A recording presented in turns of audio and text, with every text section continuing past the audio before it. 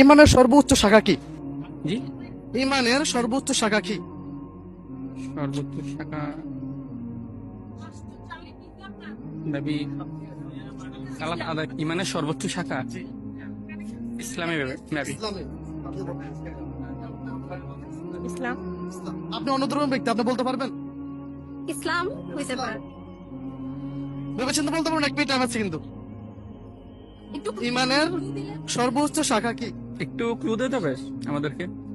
ইমানের শাখা তো একটাই, যেটা আমরা পড়তে হয়তো জন্মের পর পড়তে হয়। সালাত আদায় করা। সালাত আদায় করা। মাশাআল্লাহ, সঠিক উত্তর কি নিয়ে নিব? জি। ইসলাম, কালেমা। কালেমা না? আমরা দেখতে পাচ্ছি আপনাদের উত্তরটি সঠিক হয়েছে। কালেমা। উত্তর সঠিক হয়েছে। আগে আগে কে বলছে? আপনি। মাশাআল্লাহ। তো কালেমাটা বলতে পারবেন কি?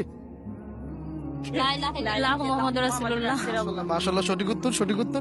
আগে উত্তরটা যা দিয়েছে কিন্তু একটা মেগা পুরস্কার পাবে। কি উত্তর দিয়েছে?